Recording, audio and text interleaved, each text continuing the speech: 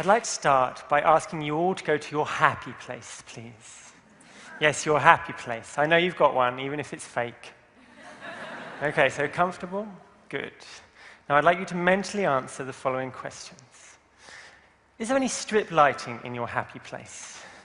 Any plastic tables? Polyester flooring? Mobile phones? No? I think we all know that our happy place is meant to be somewhere natural, outdoors, on a beach, fireside. We'll be reading or eating or knitting.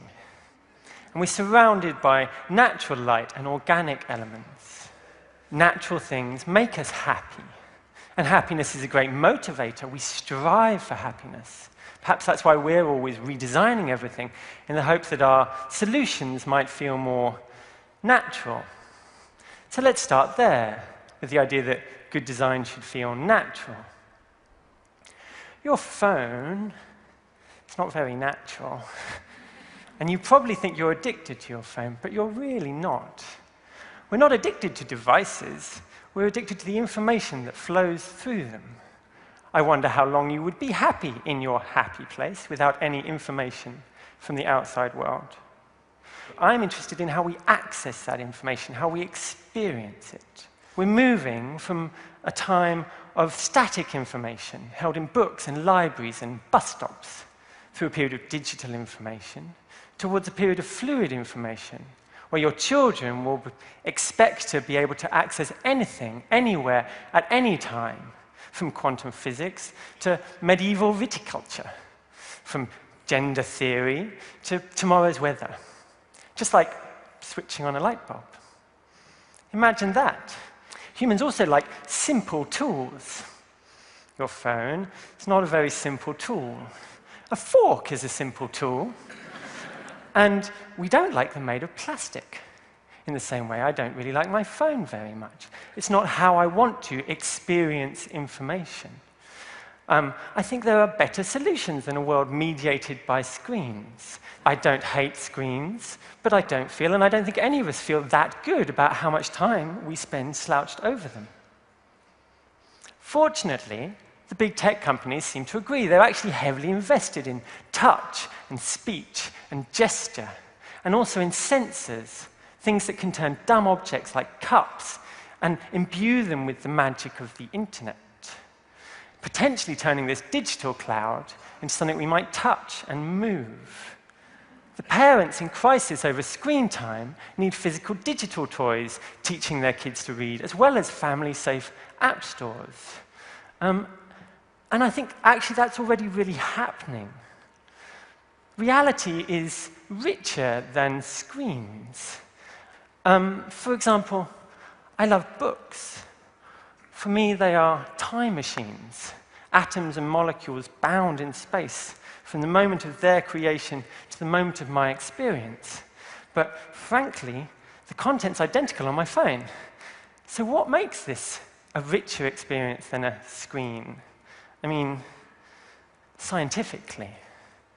We need screens. Of course, I'm going to show a film. I need the enormous screen. But there's more that you can do with these magic boxes. Your phone is not the internet's door bitch. We can build things, physical things, using physics and pixels that can integrate the internet into the world around us. And I'm going to show you a few examples of those. A while ago, I got to work with the design agency Berg on an exploration of what the internet without screens might actually look like.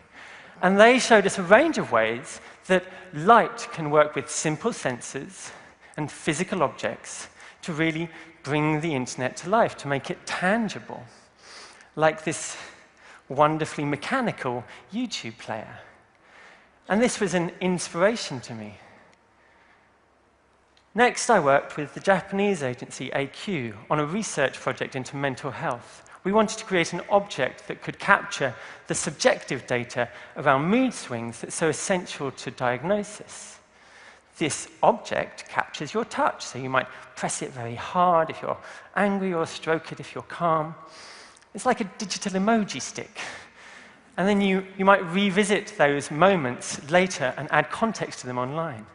Most of all, We wanted to create an intimate, beautiful thing that could live in your pocket and be loved. The binoculars are actually a birthday present for the Sydney Opera House's 40th anniversary.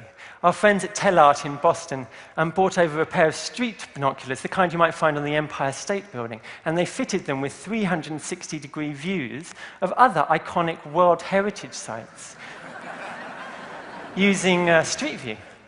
And then we stuck them under the steps. So they became this very physical, simple reappropriation, like a portal to these other icons. So you might see Versailles or Shackleton's Hut.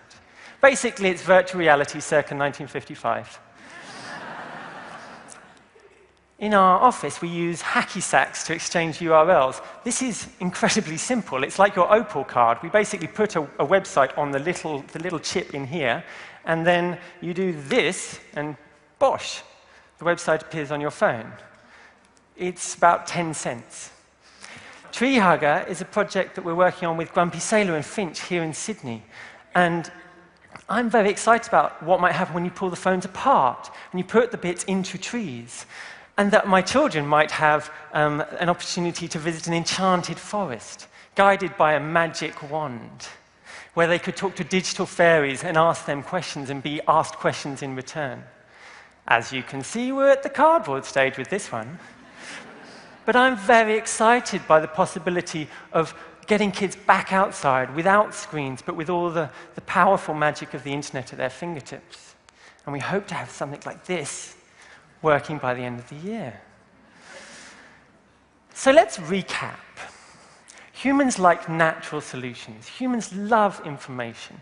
Humans need simple tools. These principles should underpin how we design for the future, not just for the internet. You may feel uncomfortable about the age of information that we're moving into. You may feel challenged rather than simply excited. Guess what? Me too. It's a really extraordinary period of human history. We are the people that actually build our world. There's no artificial intelligences yet. It's us, designers, architects, artists, engineers. And if we challenge ourselves, I think that actually we can have a happy place, filled with the information we love, that feels as natural and as simple as switching on a light bulb. And although it may seem inevitable that what the public want is watches and websites and widgets, maybe we could give a bit of thought to cork and light and hacky sacks. Thank you very much.